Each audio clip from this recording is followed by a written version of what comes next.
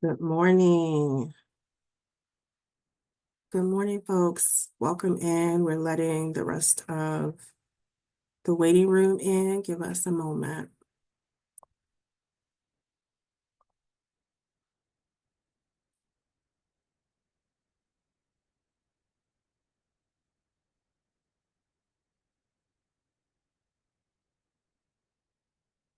So I will go ahead and get started. Folks will continue to come into our space. I want to wish you a good morning or good afternoon, depending on where you are. My name is Lauren Jones. I am the Director of Diversity, Equity, and Inclusion at the School of Public Health at University of Minnesota Twin Cities, and excited to have you all with us this morning. Before we begin, I want to first acknowledge that the School of Public Health at the University of Minnesota Twin Cities is built within the traditional homelands of the Dakota people. Minnesota comes from the Dakota name for this region, Minnesota Makoche, which loosely translates to the land where the waters reflect the skies. We'll share some concrete resources for supporting our Indigenous relatives in the chat shortly. Also want to point out that closed captioning is available for this event. You can access that by using the icon in the bottom right corner of your screen. You can also reach out to Sarah Harris, who's providing our tech support today via the chat to ask questions about accessibility. We'll monitor the chat for questions as well as share links to our evaluation and information about future events. The Justice in Public Health series was started in 2021 as part of the School of Public Health's commitment to justice and anti-racism. We've been hosting monthly events with local and national experts around topics of public health. The speakers and presentations in the series help to ground us in theory and in practice. We also hope that today's discussion is part of a broader change happening outside of the School of Public Health. If you are interested in staying abreast of other justice and public health events, please be sure to fill out our event evaluation after this and check the box to receive notifications about upcoming events. You may also visit our website at any time for that same information. The event today will be recorded and will be available on our YouTube channel. Now I'll introduce our speaker for today. Cassidy Jones, no relation, by the way, is finishing her PhD in African American Studies and English at Yale, as well as creating content for the anti-racist animal advocacy Instagram account, gingers_naps. And I'll pass it to Cassidy.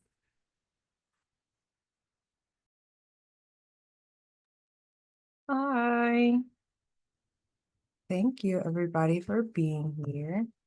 Just get these slides.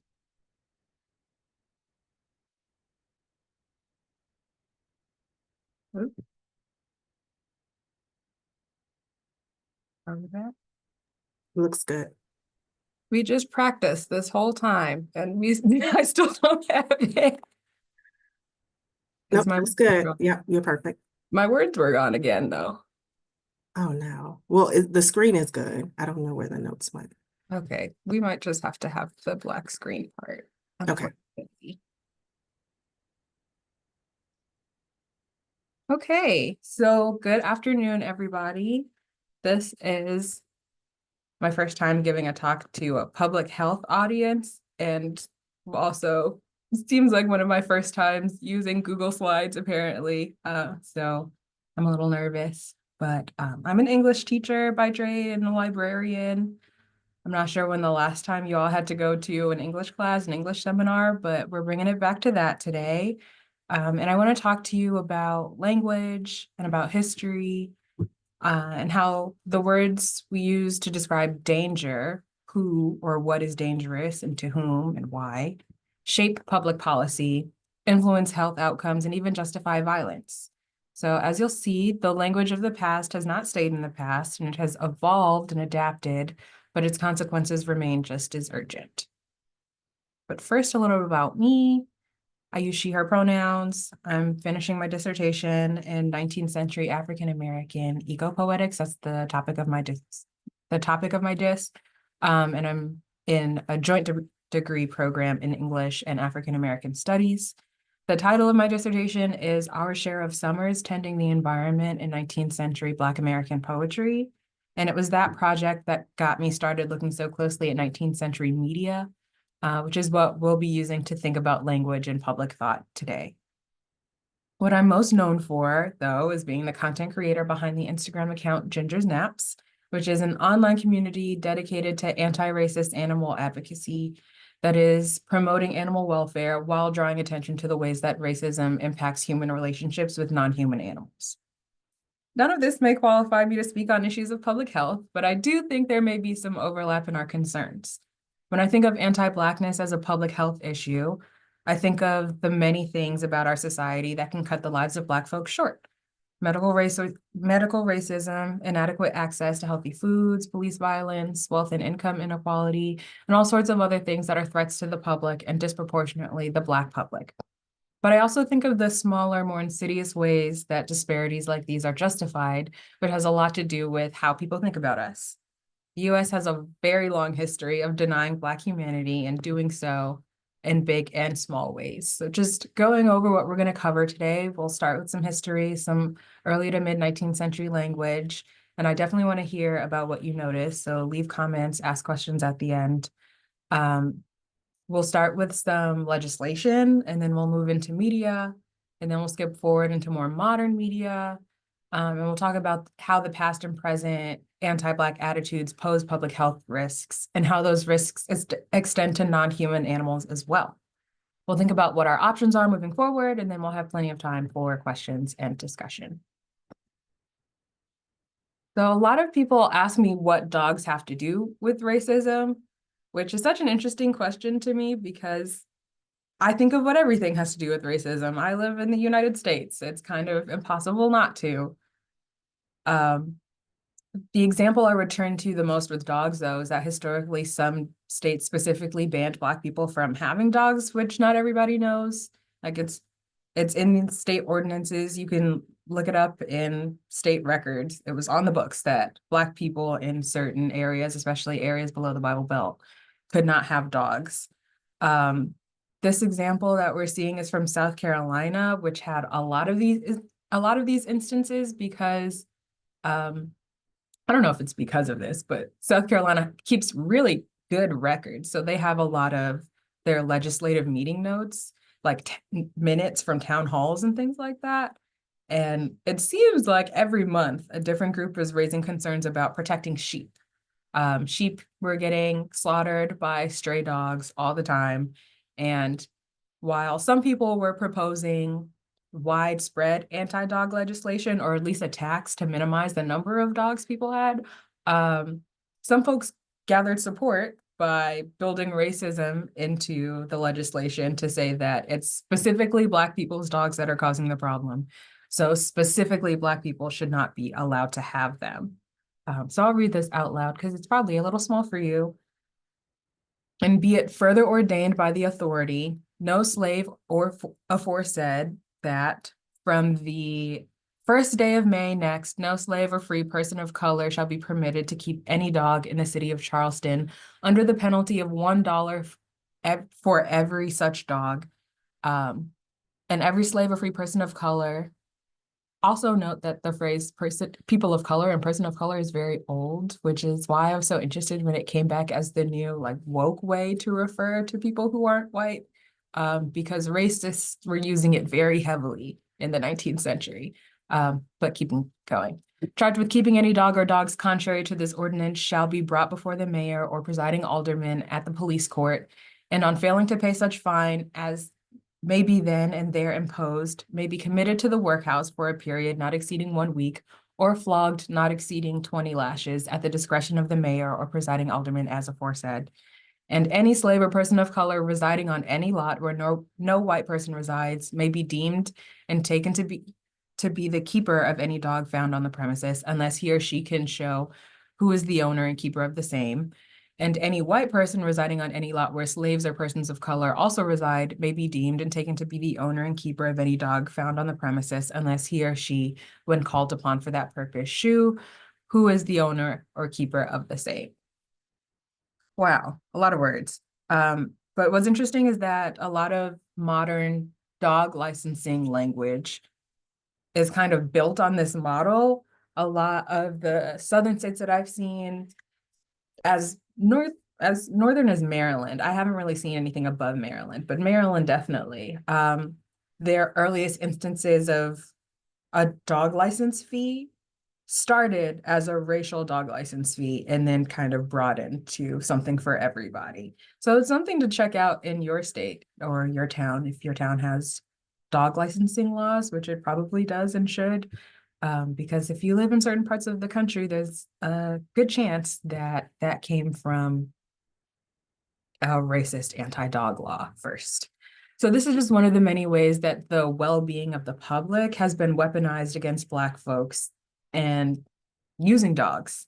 And by the way, these are the consequences. These are consequences for humans, but in many cases of anti-dog legislation in states across the South, the law wrote that anyone, police or non-police, had the authority to kill these dogs as well. If a dog was found to be kept by a Black person, anyone had the right to kill that dog immediately because it had the threat to be a nuisance or the threat to kill a sheep. So that means that anti-Blackness is also working to affect non-human lives as well. But now we're gonna fast forward. You can see many other examples of anti-dog and anti-Black language in newspapers throughout the 19th century. As I'm sure you all already know, rabies was a really big problem in the 19th century because the cure wasn't invented until 1885. And even then, it wasn't readily available to a lot of people. So the threat of mad dogs was taken very, very seriously, and the public was worried about dangerous dogs in the streets. So this is the front page of a newspaper from 1893. We're going to zoom in a little bit. On the left here, we have a headline that reads, "Terrorized by a mad dog," which is very simple and straightforward. It's just a sentence fragment. You as the reader can start to ask yourself, who was terrorized, who is at risk? And it's human nature to kind of insert yourself into those situations. So maybe you start feeling a little terror for you, but we don't really have any information at this point. We do know the actor causing the terror, a mad dog. The byline continues, "The rabid brute created great excitement on the east side." So we know exactly who to blame and for what. Next, the article lays out a synopsis. "He caused people to flee into their houses in terror, narrow escape of two young men. The dog makes havoc in a drugstore." That part was a little bit funny. Then it's not funny anymore. "Shot by Detective McVeigh." And that's basically the whole piece, just compiling this list of offenses by this rabid brute, making people feel unsafe and afraid and terrorized and scandalized. And just like in the headline, the main point with which you, the reader, are supposed to walk away is that a wild rabid dog wreaked havoc on a poor innocent community on the east side of Wilmington, Delaware. Now, directly next to this article, on the front page of this paper, is another piece with the same kind of headline structure, the three-part intro. So our main headline is "Registration Bulldozing." Not too much information there. We don't know who's doing the bulldozing or how or why. The byline, though, is a lot more revealing. "Gangs of brutal Negroes threaten the life of registration officers." Again, we see our regular typical grammatical structure return. We have a subject, the gangs, which of course is a very intentional choice of words, not just Black people in a group. They're brutal Black people. And remember, we're right next to a byline about a rabid brute. So to the left, we have an example of the rabid brute, and to the right, we have the example of the gangs of brutal Negroes. The rest of the article talks about an altercation between Black people and voter registration workers. The story is that these Black folks came out and, according to the article, threatened the registration workers to keep the voter registration window open longer, presumably so that more people, especially Black people, could come out and register to vote. Mind you, no violence actually occurs. There's an exchange of words, there's threats, allegedly, but no one is actually attacked. So what we might call civic action today is reduced to gang violence here on the front page of this paper, and framed as the animalistic behavior of these men. This piece came out in 1893, which is just over 20 years after the 15th Amendment pretended to give Black men the right to vote. And even during this window after the 15th Amendment is ratified, Black men are still thrown every obstacle you can imagine to prevent them from voting. White officials are trying every trick in the book, every loophole you can think of, like literacy tests, poll taxes, shady registration practices, like closing registration windows early. So I can imagine that this incident would be reported differently in the Black periodicals of the time. Perhaps they tell the story of political discrimination and disenfranchisement. Perhaps they get interviews from all of the people involved instead of only telling the story from one perspective.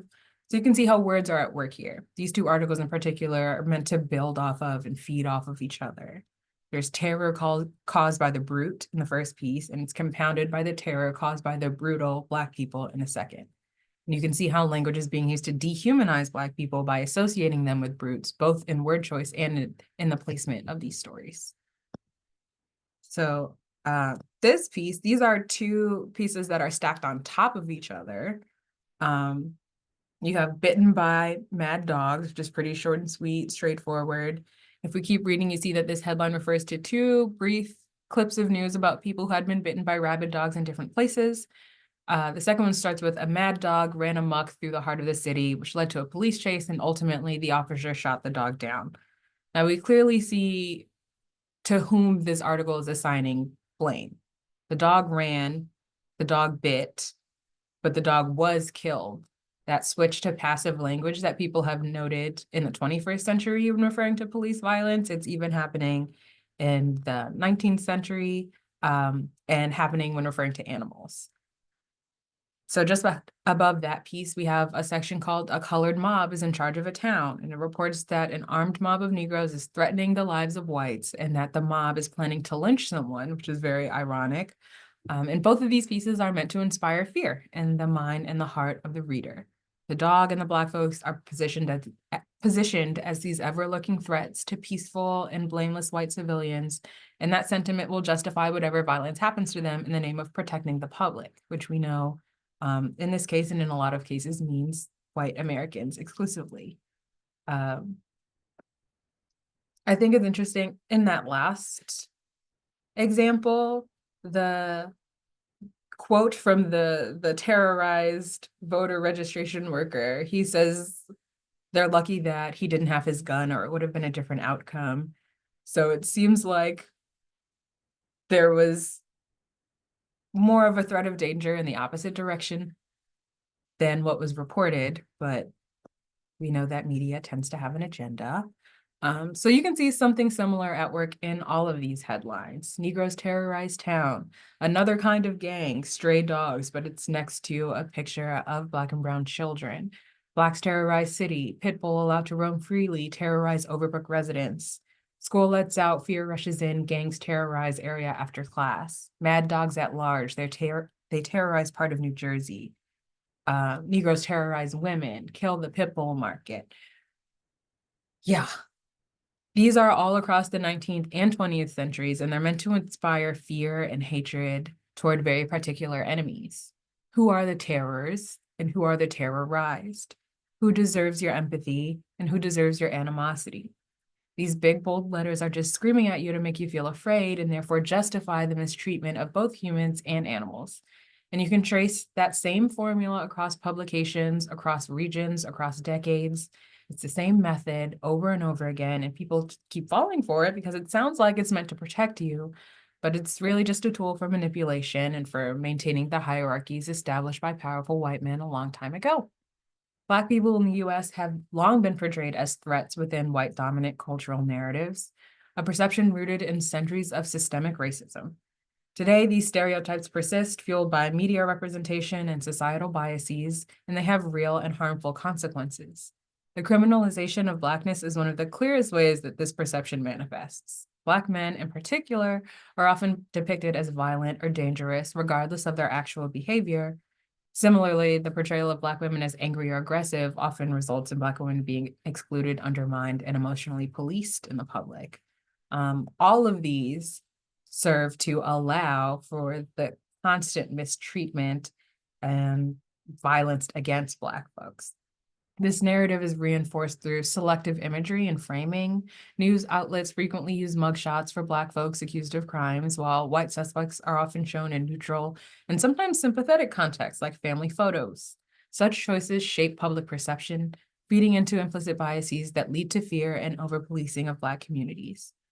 These distorted portrayals are not just media missteps, they are part of a system that sustains white supremacy by fostering mistrusts and fear.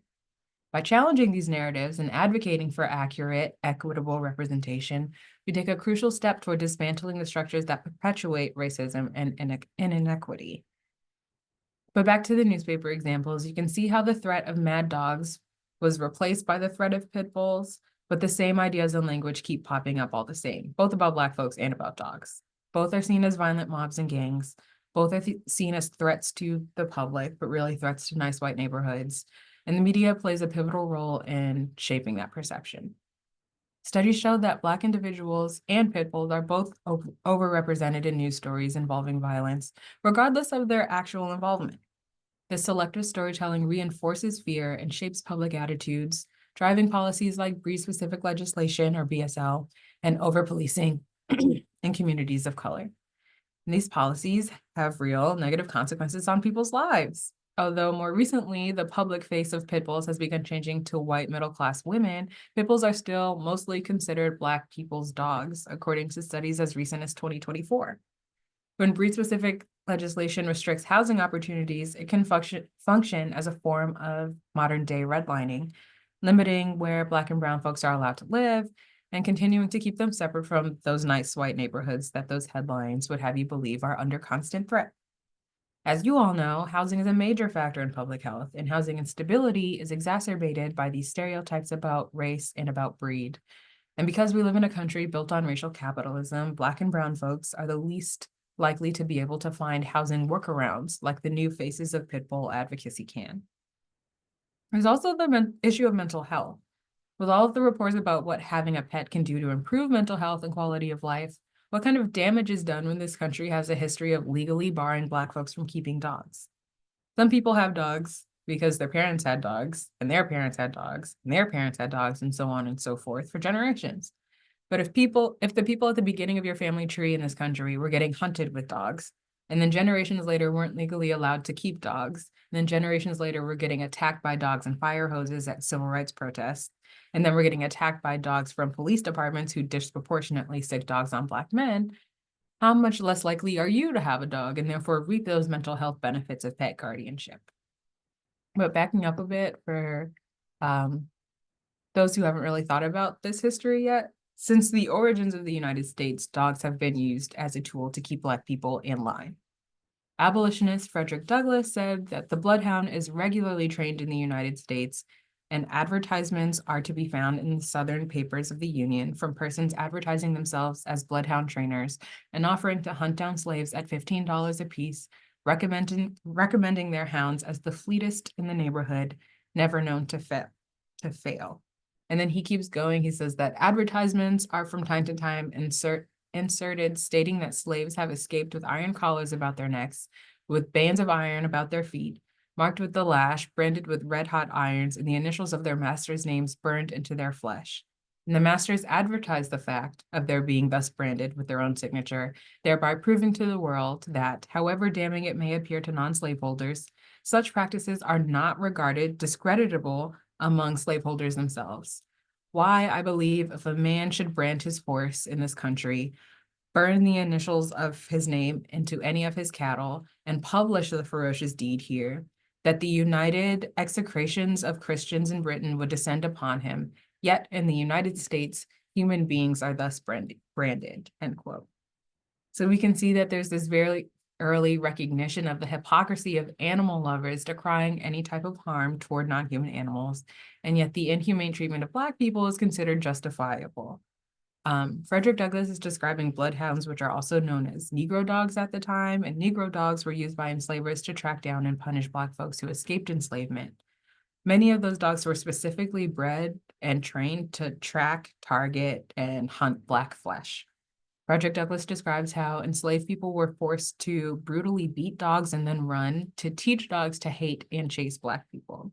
And these cruel practices originated in the West Indies and made their way to the US South by the early 18th century. So that's just another way that Black folks and dogs have been pitted against each other in US history. But moving forward in time, we can see how dogs continued to be weaponized against Black folks in the 20th century, with police dogs being used against folks for fighting for civil rights. Just like during enslavement, white people used trained dogs to communicate where Black people could and could not be.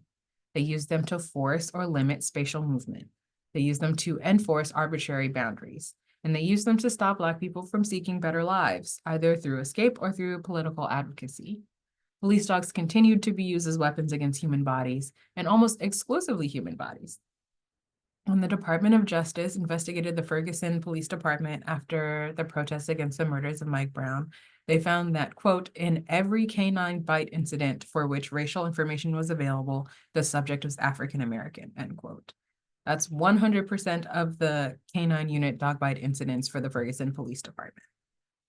They found a pattern of excessive force, inappropriate use of canines, and obviously racially motivated attacks. There's an article by Tyler Wall titled For the Very Existence of Civilization, the Police Dog and Racial Terror. And Wall thoroughly explains how canine units came to be in the US in the 1950s and 60s. Police dogs have always been a racial justice issue as well as an animal rights issue. Dogs underwent training developed in Nazi Germany, including agitating, teasing, or harassing the dog by yelling or making aggressive movements, followed by strict and severe discipline to bring out and then control the dog's aggression. Sound familiar? These dogs were then released into underserved neighborhoods to hunt or haunt, as Wall argues, Black and brown communities. This means that even if police dogs were originally meant for crowd control and the keeping of order and the safety of the public, they very quickly evolved into weapons aimed directly at non-white people. Tough on crime policies supported the use of canine force to keep Black people in line, on the streets, and in their homes. Police departments raved about the efficiency with which dogs could subdue, maim, or kill Black people, reducing the dogs to tools and the people to targets. A Baltimore canine officer said, quote, the dog is the most potent, versatile weapon ever invented. You can't shoot around corners, but dogs can go anywhere you direct them, like guided missiles, end quote. Canine units do not see dogs as living creatures with their own internal needs and motivations. They see them more like obedient and specific guns or tools of war, and that war is against us. Wall explains, quote, the weaponization of the dog, the selection, breeding, training, is contingent on the dog's body being taken over by human agents and institutional forces so as to transform the canine into an obedient, disciplined working dog, end quote. A coercive metamorphosis grasped by the discursive conversion from canine to canine. See how the mechanics of white supremacy will strip any and everything down to its ability to uphold white supremacy? The strategies used against enslaved Black men to transform them from human being to obedient, disciplined worker are echoed in the strategies used to turn dogs into weapons, which then go on to terrorize Black people into further obedience. I saw a clip on the news recently in which the police were in a car chase with someone who eventually got out on foot and ran, and a police dog chased them down and dragged them to the ground and wouldn't release the bite, even as the officers had already reached the suspect. And in the comments, people were cheering. They were saying things like, good boy, and that dog just got a delicious treat. And all I could think about was how likely these same people are to tell you that slavery is over, even though they sound just like their ancestors. So these events are overlapping and inseparable. Police dogs and anti-Black violence go hand in hand. Wall wrote that, quote, patrol dogs exemplify the argument that at its core, police is a hunting institution, end quote, and it always has been. Now, when I was going through the YouTube videos for this Justice and Public Health series, I saw that you've already covered policing as a public health issue, so I won't say too much more on it. I just think it's important to make a note of the fact that not only are all of these issues interconnected between humans and non-human animals, but also they are just ongoing iterations of the same problems repeated throughout history in new forms with new names. First, it was Negro dogs, and now it's police dogs doing essentially the same work. There was redlining, and now there's breed-specific legislation. There were racist media headlines, and now there are racist media headlines. And so often these issues are framed as being intended to keep the public safe, but Black folks are so rarely considered part of that public that deserves protection. So often we're painted as what the public needs to be kept safe from. Now, I can definitely see how responsible dog care makes the public feel more safe. Unfortunately, breed-specific legislation and rampant animal-related citations and arrests, many of which are only happening in over-policed majority Black neighborhoods, are not making the public safer. There's already research about how BSL has little to no effect on the bite rate in a city. And then there are also these very interesting maps that I meant to include, but I didn't, of where dog parks are located in the city of Chicago, and it's the more affluent and more majority white neighborhoods. There's just, at the time of that article, there was only one in the South End. But then if you look up where animal related citations are given out, it's inverted. So all of the places where there are many dog parks and also many white people and also much wealth, the police are not either not enforcing or not even looking into animal treatment. So no one's getting fined, no one's definitely getting arrested. But in the South End, the fines and all the arrests are happening all the time. That's how mass incarceration works. That's how all of this works. People in my comments often paint Black dog parents as neglectful and abusive. Beyond the fact that cultural differences in pet care do not equate to abuse, it's important for us to keep anti-racism at the forefront of the animal advocacy movement because the movement cannot succeed without all hands on deck. We can't be surprised when shelters and rescues are understaffed, adoptions are slow, untrained, unsocialized, and unleashed dogs are everywhere. Dogs are being underfed and understimulated. Folks aren't up to date on shots or are behind on their vet checkups. We can't be surprised because a huge demographic of people is alienated from participating in the animal industry.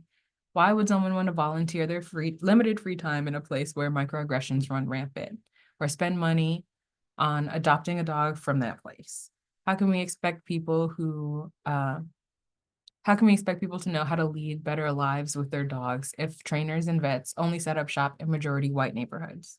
And trainers deserve to earn a living wage. That is a fact. But it's also a fact that in 2019, the median Black household earned just 61 cents for every dollar of income the median white household earned. And when you have less money to play with, dog training and vet visits seem like less of a priority. So when so few of those trainers and vets look like you, even if you can afford those services, you may not feel as comfortable in those spaces. So we need more representation in animal services, but we also need to radically transform these services so that Black folks feel comfortable entering and staying in these fields. Making the animal welfare industry more inclusive and fighting against these systemic inequalities will lead to the kind of change we claim we want to see. If we want fewer dog bites in the community, we need to be investing in education and resources for pet parents. Things like low and no cost spay and neuter programs and vaccine programs would greatly reduce the amount of strays we have in the shelter and on the streets. We need to increase access to pet-friendly spaces. How many times do people have to drive to wider, more expensive neighborhoods in order to find good dog parks or even veterinary clinics? How are we setting our pet-loving community up for success? Well, we can pay attention to how we talk about pets and about pet lovers and potential adopters. We can really interrogate what some people mean by dangerous when referring to dangerous breeds, because we know that that word is often tied to racialized perception of the people that own or interact with them. Historically associated with working class Black and Brown communities, pit bulls are often portrayed as aggressive and violent in public discourse, but these labels aren't just about the dogs, they're about the people who are imagined to own them. Language, when used carelessly, reinforces stereotypes, but when used intentionally, it can challenge and dismantle those very same.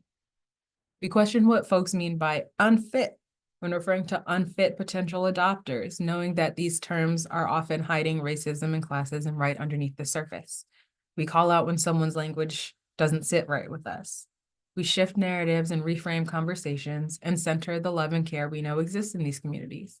For example, instead of criminalizing the people who keep pit bulls, we can highlight the structural inequalities that make certain communities more vulnerable to breed-specific legislation or police violence involving animals. This is where anti-racist animal advocacy becomes critical.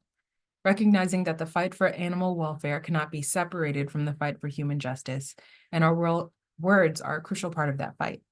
But here's the thing, language can harm, but it can also liberate. Think of all the powerful orators in history who were able to move the needle through speech. The same tools that were used for evil can be reclaimed to create solidarity, community, and change. And since you all are policy-oriented people, we know that policies that target pit bulls and communities of color share a punitive approach, yes, rather than addressing systemic inequities.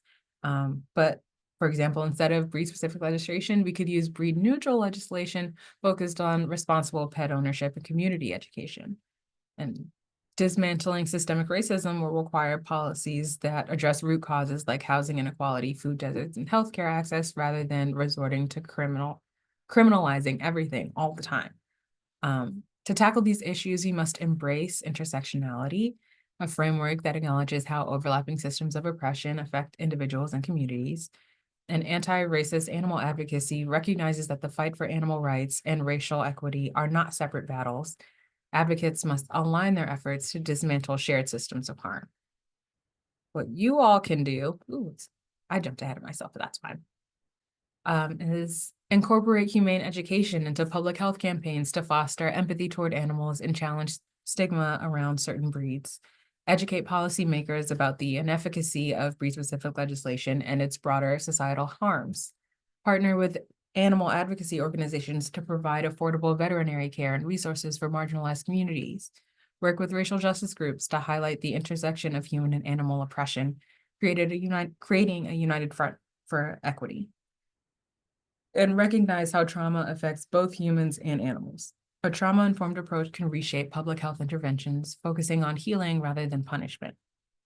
The field of public health has the potential to make a real difference for all living creatures, not just humans, and especially not just privileged humans. When we're driven by the love for living things and not by self-preservation or by fear, as the media would have you be, we can work together to create a world that's more habitable for everyone. And you all are going to be at the forefront of that mission, educating and advocating for the public and making policies that let folks live longer and lead healthier and hopefully happier lives.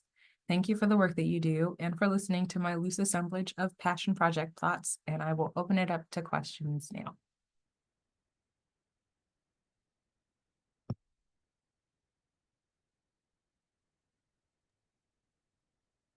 Cassidy, I see a question in the chat. I will first of all thank you for opening our eyes to the history and the context of pet ownership and dog ownership more specifically. A lot of you know that I have two dogs. One is a spaniel and one is a great big black Newfoundland, which has caused a number of problems in my own journeys as a pet owner. But I want to jump into the question that I see. This looks like it's from Maura. I'm in the College of Veterinary Medicine. Shout out to y'all. I'm curious, what role do you think veterinarians play in creating an anti-racist environment in animal and human health, and how can we improve the space? Thank you. That's a great question, and one that I get a lot and still don't have a perfect answer to. I think it starts with taking responsibility for one's own education. There are a lot more resources to read, a lot more to learn about this history and how it's impacting the present. And taking that work on for yourself can help you be prepared when you do encounter a patron who is different from you culturally. And I think it may help you, instead of jumping to conclusions about where this person is coming from when they're making decisions that are different from yours, it may prompt you to ask more questions so you can arrive at a destination that's favorable for both of you. I think it's about being patient, suspending judgment for as much as you can, for as long as you can. So often I see people jump to the worst intent for folks that are doing things wrong, which is often just doing things differently. But the people that I know that have pets because they love them. So few people go out and bring a dog into their home because they want to neglect them and do wrong by them. So if there's something someone could be doing better, if there's something someone needs to know, share that information in a way that it can be received so you can get the change that you see instead of get the change that you want to see instead of feeling this sort of personal gratification for making someone feel badly about themselves. Um, and if you need help finding those resources, the Instagram account that I mentioned, there's a link on my website to a reading list of every source that I posted for the first 2 years. There's academic articles. Thank you. There's academic articles. There's online news articles, op-eds, things like that, that I think would be useful for helping you go forward in that journey.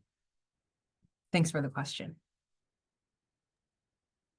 Thank you for that. If you don't mind, I'll just add a little bit to that as a dog owner, who again has to go into primarily white spaces to get my dogs groomed, checked at the vet or trained. I've never seen Black folks in these spaces for the most part. And in Minneapolis, at least, it is hard to find them if they do exist. I do feel judged a lot of times if my dogs are, let's say, acting less than perfect, which dogs do. Um, so one time, my spaniel is just like, she has a lot of anxiety. And so she's just like jumping around and spinning and doing all the things, not like in a violent way or whatever. But the vet tech was just like, maybe you should get her trained.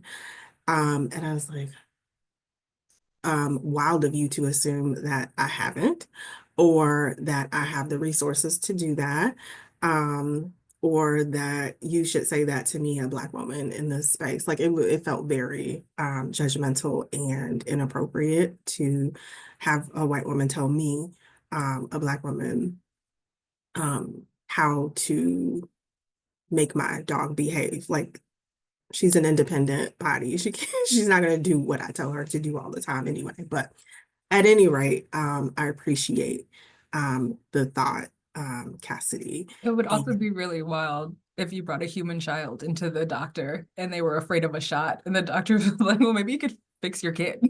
yeah, That's what kids do. And like dogs why are also living beings that feel anxiety and have behavior associated with that anxiety. That's messed up. exactly. Sorry that It's a happened. new space, like new smells, new people touching her. It's all the things. I have anxiety at the doctor. Why wouldn't you? There is a comment from Charmin, very informative. I'm a dog owner and remember years ago taking my shepherd to stand outside of the elementary school waiting for my children.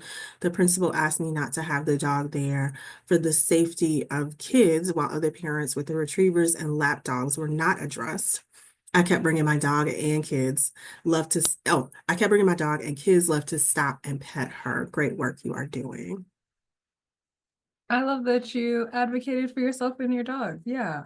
A lot of assumptions made, and a lot of those assumptions have to deal with both the dog and the person together. There's this book by Harlan Weaver called Bad Dog, Pit Bulls and Multi-Species Justice, I think is the subtitle. And there's a chapter in it where Harlan Weaver, who is a white trans person, talks about how people perceive Harlan differently because of the dog that is with Harlan, and people perceive the dog that is with Harlan differently because of Harlan's presence. And I feel like Ginger, people aren't really sure what breed she is, but her head is a little bit blocky. So sometimes people assume she's a pit. And so people will assume that she's less safe because I'm there than they might with a white woman in a nice sweater.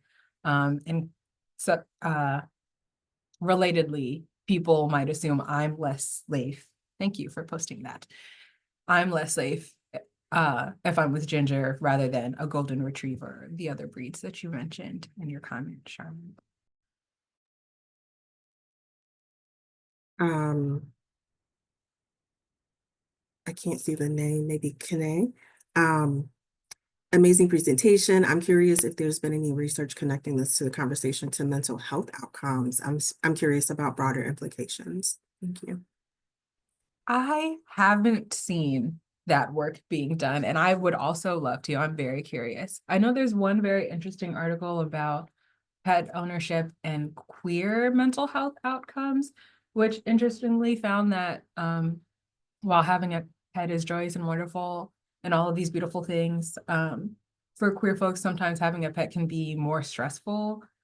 Uh, Thinking about financial responsibilities and just the stress of having to take care of this other living thing.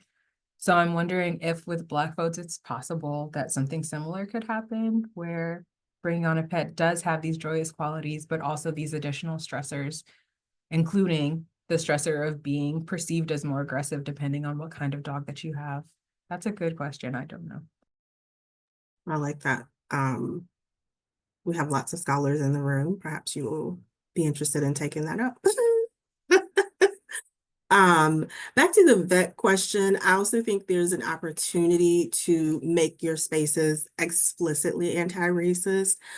Something that we have done in SPH is, well, there's a ton of things, right? But one of them is doing signage around the school about a space being anti-racist and how we uphold white supremacy or other forms of oppression. In a space and how to be very intentional about not doing that. In addition to, our videos, newsletters, training, ongoing. And I do think it's a comprehensive approach.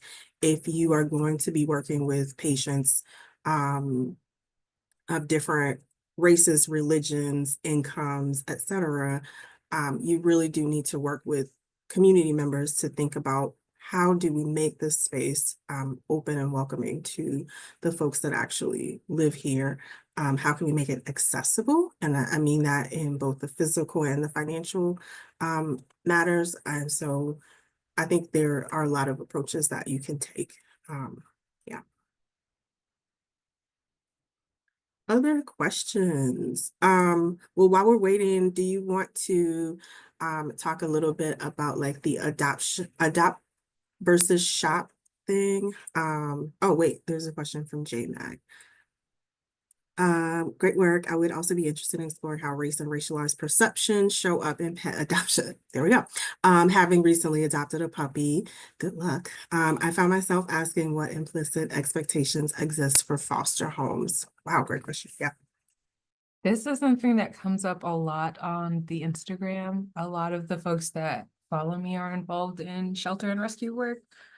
So we're having these conversations all the time. But basically, if you were perceiving that if you felt you may have been having additional difficulty adopting because of who you are and what you look like and what you sound like, you're absolutely correct. You were.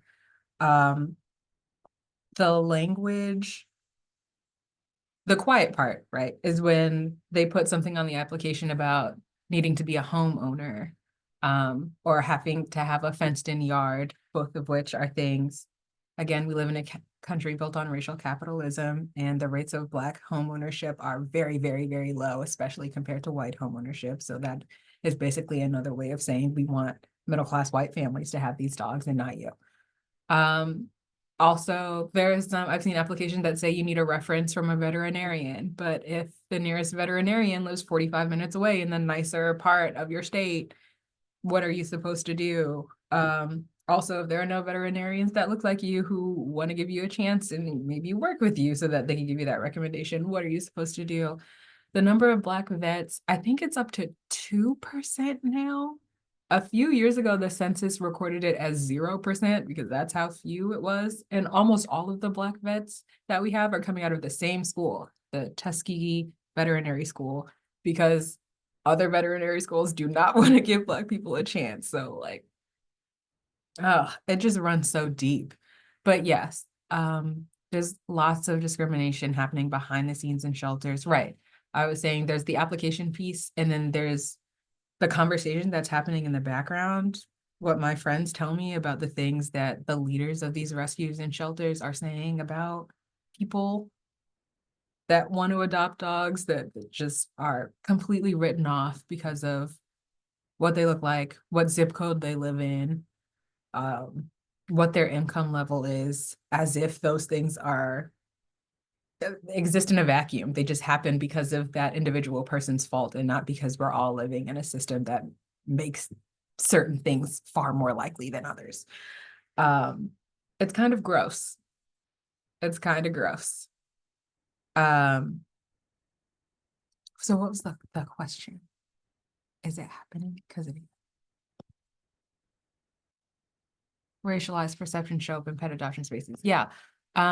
It's very evident that a lot of people who are in charge of rescues and shelters imagine the animals in their care going to the best possible families, and that best possible standard is built on middle-class whiteness. And that's about it. Everything that falls outside of those guidelines is considered bad and also like a moral failing instead of a systemic failing.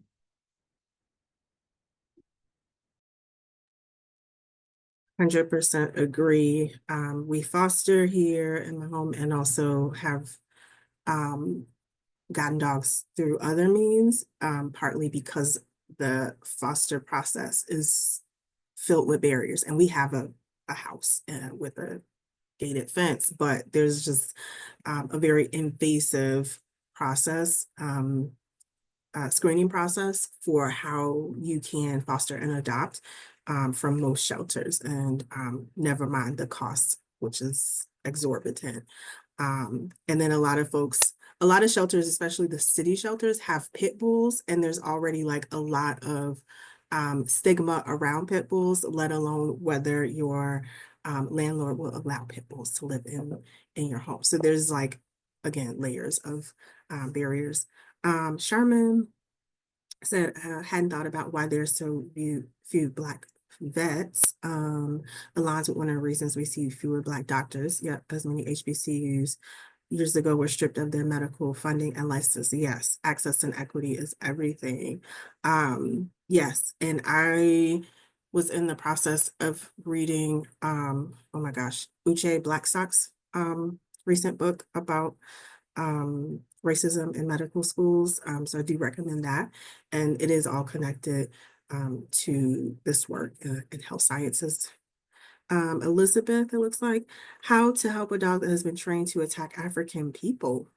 Could you share the slides? Will there be a discussion about the biological meaning of race? No. We would discuss about that does exist, and there is no difference among us as human species. Yes, so you're correct. Race is a social construct. And so, yeah, any thoughts on? Is the question about like how the training work if there's no biological difference between Sure. if that's the question, I think dogs can also be socialized in particular ways. So if a handler wants a certain social construct to be imposed upon dogs, it can and often is. There's also studies showing that police dogs, the drug sniffing dogs, can be triggered. I wouldn't say, well, sometimes it's unconscious, but there are small triggers that dogs can pick up from their handlers to know who needs to go to jail and who does, basically. So it's not all about science. It's very much about these relationships and training. I didn't mean to suggest that the dogs are being trained to pick up on like phenotypical differences through smell or anything like that, but rather they were put in these positions where everyone who was abusing them looked one particular way, and were trained to be angry at that look. Got it. Just like, yeah, dogs can sometimes be scared of men because they had bad experiences with men, or yeah, the trainer help them to understand or associate violence or fear with certain kinds of folks. So very good. And then it says, can you share the slides? We won't be sharing the slides, but the video will be available via our YouTube channel. So feel free to check that out in a few days. So we have an evaluation that we do after all of our events. And so we do ask everyone to click the link that Sarah just shared to fill out the evaluation. It helps us to know how to continue to bring these events to our community and continue to make them better. So again, please click the link. I was going to call you Ginger. I'm so sorry. Cassidy, That's how okay. can people get in contact with you if they want to? Yeah, so if you just want to follow along and see what I'm up to, you can follow that Ginger Snaps account.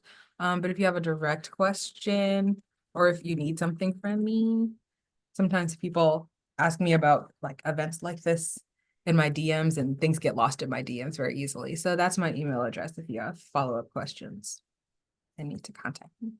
Awesome. And she does respond. So we'll start wrapping it up. We do have an event in January. So after we come back from our break, at the end of January, we are having an event hosting folks from our cannabis center, as well as some folks from around the state who specialize in cannabis and our process of legalizing cannabis and how that should also be centered on anti-racism and equity. So we're excited to bring you that.